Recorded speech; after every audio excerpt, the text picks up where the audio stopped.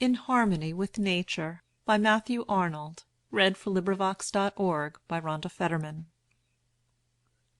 In harmony with Nature, restless fool, Who with such heat dost preach what were to thee, When true, the last impossibility, To be like Nature strong, like Nature cool. No, man hath all which Nature hath, but more, and in that more lie all his hopes of good. Nature is cruel, man is sick of blood.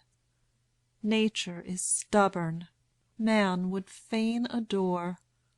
Nature is fickle, man hath need of rest.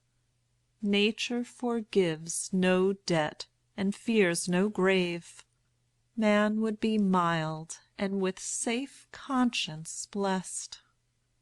Man must begin, know this, where Nature ends. Nature and man can never be fast friends.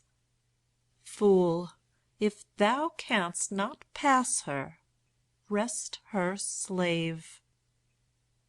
This recording is in the public domain.